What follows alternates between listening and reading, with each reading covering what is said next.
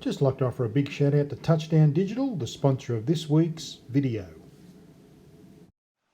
Well, good morning everybody. Welcome back to the channel. Look, a few days ago I was here at Leura Cascades, and today I've come back, and in that last video I said that the photographic opportunities in and around the Leura Cascades are just endless. But today I'm going to go further down into the gully right at the base of Leura Cascades, where I will meet up with the Bridal Veil Falls. But then just below that we have an iconic location called Weeping Rock Falls, which a lot of people miss. They walk past it, but I know where it is. I'll get down there.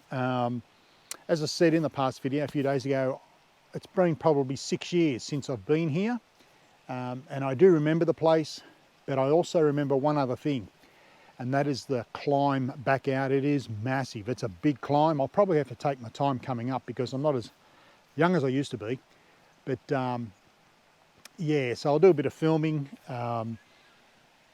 It's very windy up the top. I've just walked up from the top of the car park here at Solitary Restaurant and walked all the way down, but there's no wind here, which is good. But we're up very high here too, over 1,000 metres, so you can expect some wind. But down here in the gully, it's a lot quieter. So I'll commence the walk down into near Bridal Veil Falls. It's probably going to take me about 45 minutes to get to the bottom of it. And there's, as I said, there's a big climb coming out. So that'll be a test, but other than that, I'll get going now. You'll see me walking through, and then I'll catch you down at the bottom of the falls.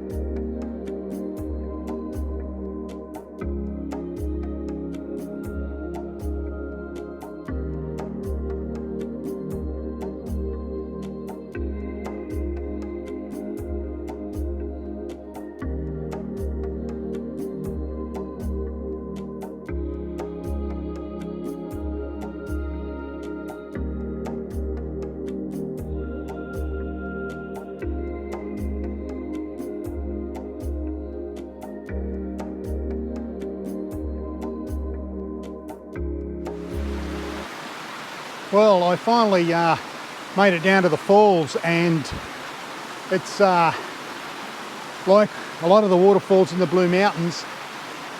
It's very tricky, and I've got a lot of, I'll turn the camera around in a second and I'll show you all these overhanging trees. So I've got to get my camera down low. I'll probably be shooting around about probably 17 to 20 millimeters here for this particular shot. There's plenty of water flowing. It's actually flowing faster than it was last week or a few days ago, because we have had some rain in the area the past 2 or 3 days. But there's a few compositions here I can take.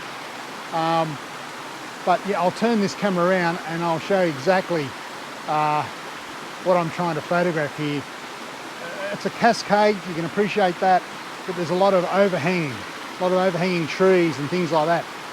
I really don't think I'll have to focus stack here. I don't think I'll have to take one image of the water at a 1/5 of a second or 1 second exposure, which I do like, and then take another shot with a faster shutter speed to freeze the motion, all the greenery around the water. I don't think I have to do that, but first tip of the morning, be very careful when you photograph waterfalls, because it all depends how big the waterfall is or how fast the water's flowing. The waterfall itself can create its own breeze, its own wind through the force of the water coming through. So just watch out for that. I strongly suggest you do learn how to combine the images and blend them together in Lightroom Photoshop. That makes your life so much easier, and you'll get everything pin sharp. As I said last week or a few days ago, there's another way you can do it. You can just wait, just actually wait for that breeze to stop and then fire that shutter button. But here, yeah, there'll be a couple of shots here, not many, and then I'll move on. But I'll turn this camera around and I'll show you exactly what I'm looking at. Okay, so that's what I'm endeavouring to photograph all through here. And as you can see, I've got all this greenery overhanging, but I've got the camera down low, shooting fairly wide, 17 to 20 millimetre, and that should render a nice shot. Yeah, so we'll give that a go. I think this will be a nice one actually. But that is exactly what I'm photographing here this morning.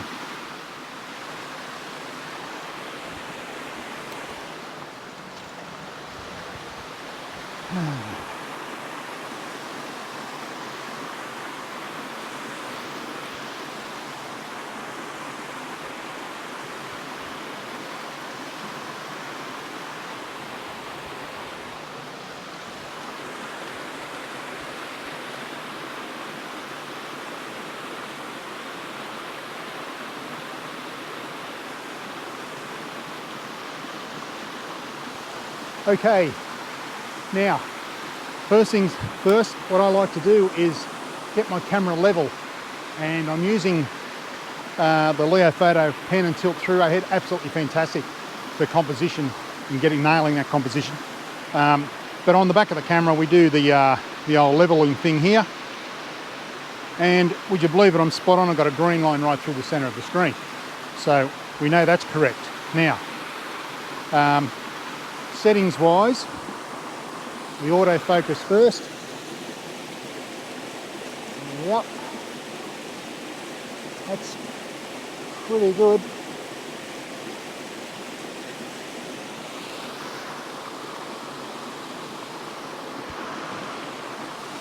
Okay, I think this will be all right. Now I've got 1/8 of a second shutter speed. I'm at f16 ISO 400 because it's still fairly dark here. I'm actually using a brilliant light on top of the GoPro here, which just lights everything up. It's absolutely fantastic. So what I'll do, I'll take that shot and take a few more, and then I'll get back to you. I want to talk to you about polarization and how they can be tricky sometimes. Okay, I've put on the circular polarizer. I'm not using the Nissi one today. I'm using the Benro circular polarizer, and it's not as strong as the Nissi landscape polarizer. I find that with the Nissi landscape polarizer filter, it tends to send everything a rather soft blue.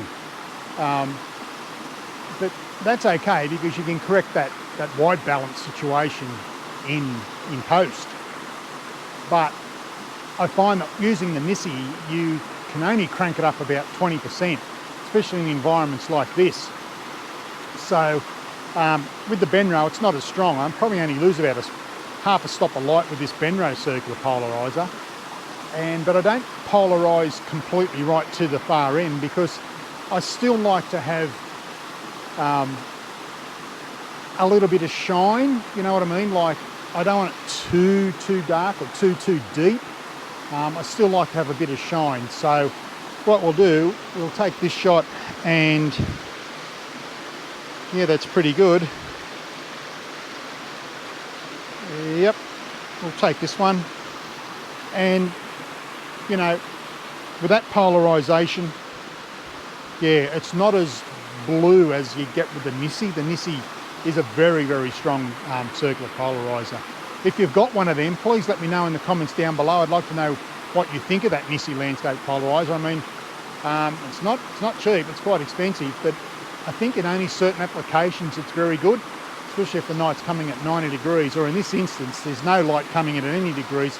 It's just that the light from above is shining on these wet rocks here, and you get rid of a lot of the sheen, but I don't like to get rid of all of it. So, because you start to lose that definition. But other than that, I'll take a few more shots, and then I will probably move to another location, I think. Beautiful. Well, I've just moved a fraction to my left here, and I've got the camera angled down sort of like probably not quite 40 degrees, probably 30 degrees on the slope. Now, most of my landscape photography is done with aperture priority because 9 times out of 10 I don't have anything moving in the frame. But when it comes to waterfall photography, you really got to know how to use manual in your camera. Waterfall photography, you've got everything moving. You've got the water, you've got the leaves, the trees, the branches, all the greeneries, everything's moving with waterfalls. So it's up to you as the photographer to try and get everything in focus and not necessarily pin sharp. A lot of people get all tied up in knots. Oh, the image has to be pin sharp. Well, in all honesty, if you don't print your images and you only put them to social media, well then don't worry about pin sharpness. I mean, God's sake, don't worry about that. But it's ideal anyway to learn how to shoot manual in your camera. I mean, but with waterfalls, as I said, you've got everything moving. In this case, I'm at f13 now, ISO 400. And my shutter speed is 1/8 of a second, and that's perfect for waterfalls, you know. Anything from 1/5 to say 1 second is really good. As I said, all depends on the flow and the speed of the water. But yeah, look, with waterfall photography, I really suggest you learn how to shoot in manual because you can control everything. Don't let this thing control you, you control it. And another thing with waterfall photography is that sometimes you've got to get wet. Sometimes you have to get down off the trails and the tracks and really immerse yourself into the waterfall and make yourself part of the waterfall landscape, because that way you will capture images that most people don't, because they're either too frightened or they're unable to get down into these locations. I mean, I'm not a young man anymore. I turned 60 in 2 months' time, and I still have my health, which is good. I can continue to do this. So I understand if it's too hard for people to get into some of these locations, but if you can get into these waterfall locations, it doesn't matter where you are in this wide world of ours, you really have to get into the waterfall. And if it means getting your feet wet, well, so be it, to be quite frank.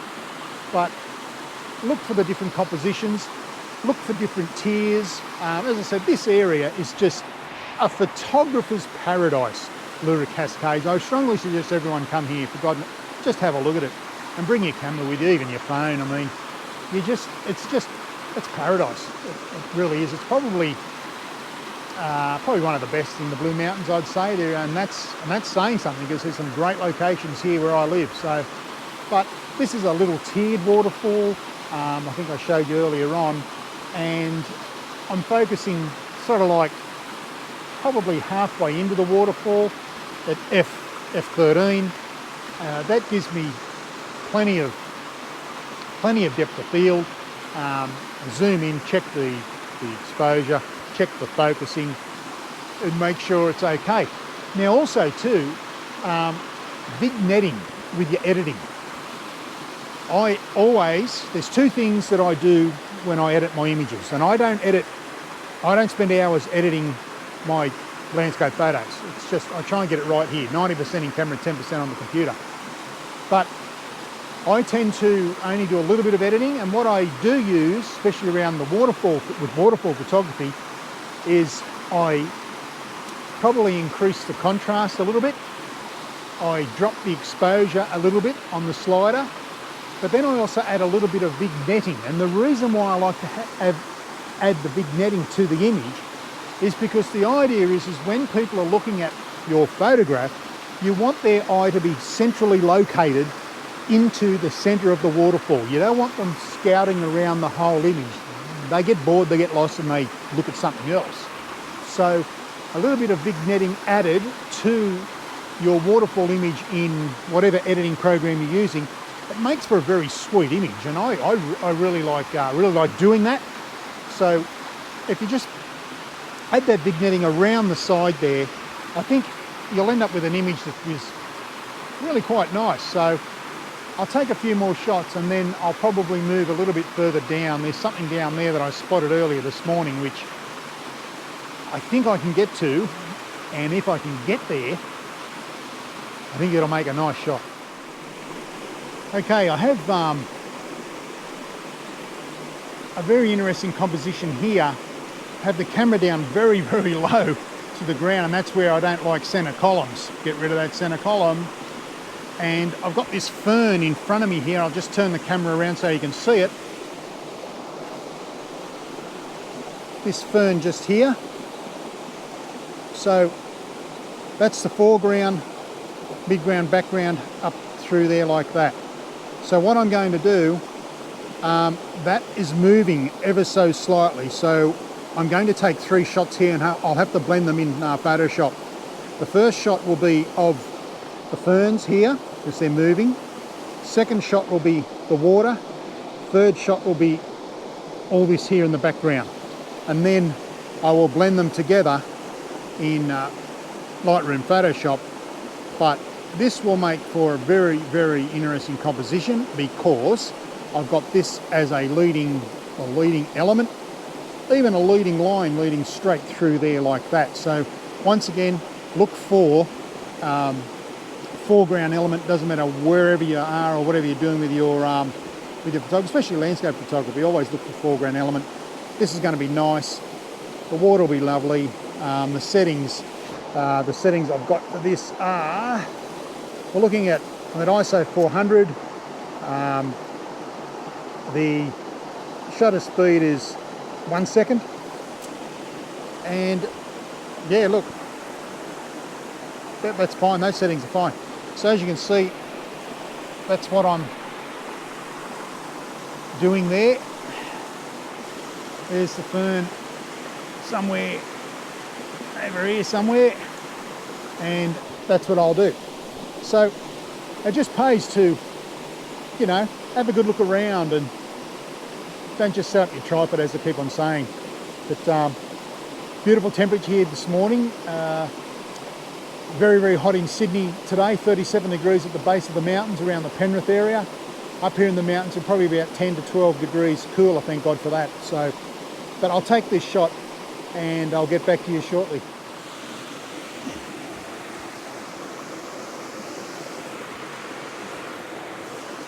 Okay, this is why I don't use center columns on any of my tripods.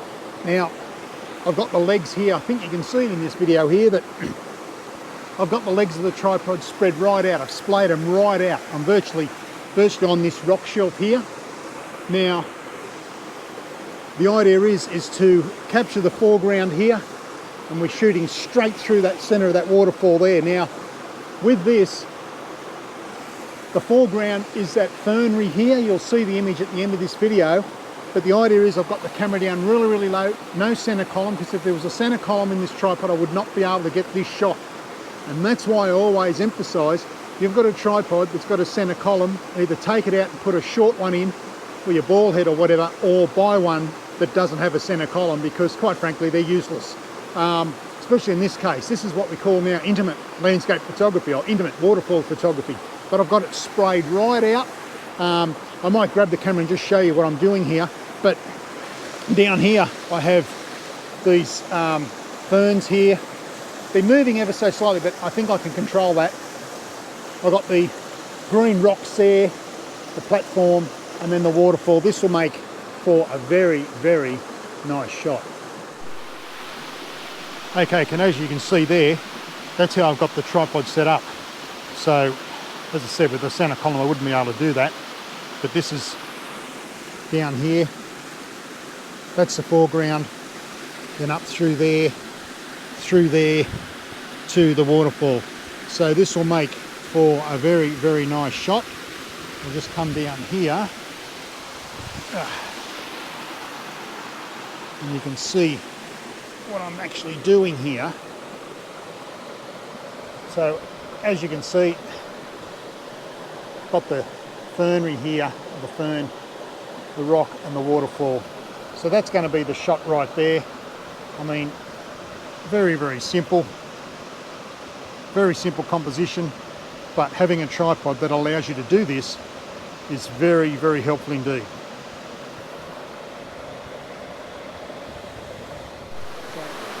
Okay, I've come down to the bottom of the falls. Now I'm going to show you the devastation that took place here many, many months ago. I'll just swing the camera to the right there. You'll see all this timber here. That was all washed down from up the top. Okay, so they've actually got this boarded off, but I've actually jumped over a sign where it says no entry, but I know I'm safe here. So the image I want to take is this all the way through there. Now, we've got a bit of sky happening on here, but I'll crop out in camera. But you'll notice all these green mossy rocks. That's going to make for a really nice image. I'll bring out the colours with the circular polarizer. But yeah, as you can see, the devastation here was phenomenal. And it's a shame really, because this, where I'm standing, is an actually beautiful, beautiful location to photograph the falls. So what I'll do, I'll take a few shots here and I'll put them up at the end of this video with all the other images from this morning. But if you have a look down here, as you can see,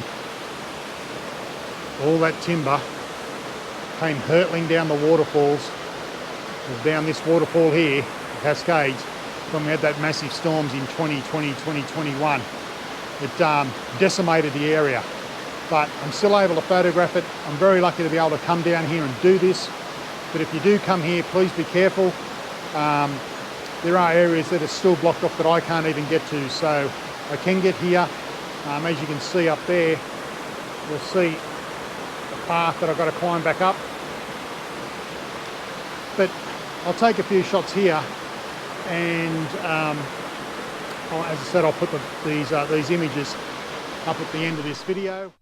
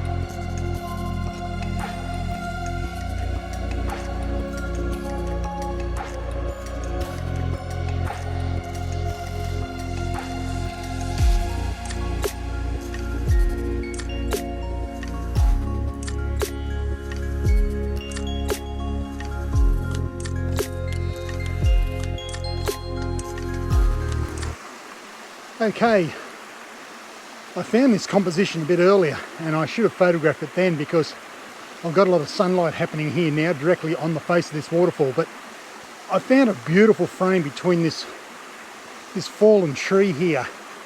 If I step back, it's a very messy scene, so what I'm going to do, I'm going to shoot from where I'm showing on the GoPro here.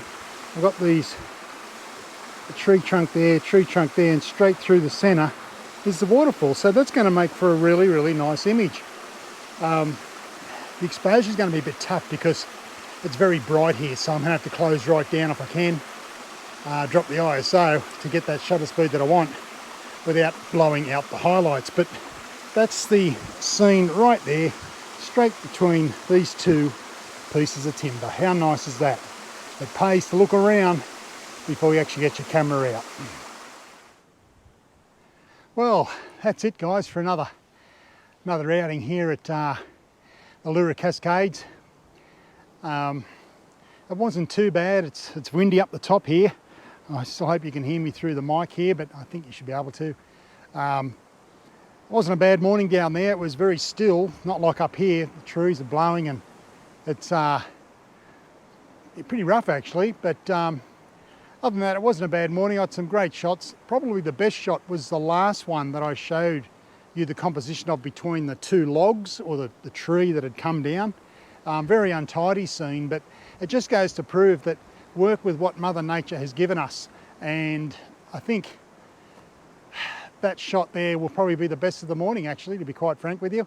The composition was perfect. I realised that, hey, I got a natural frame, and these are the things you got to look out for. The bottom line is you just have to work with what nature gives you. We're not in control here, Mother Nature is.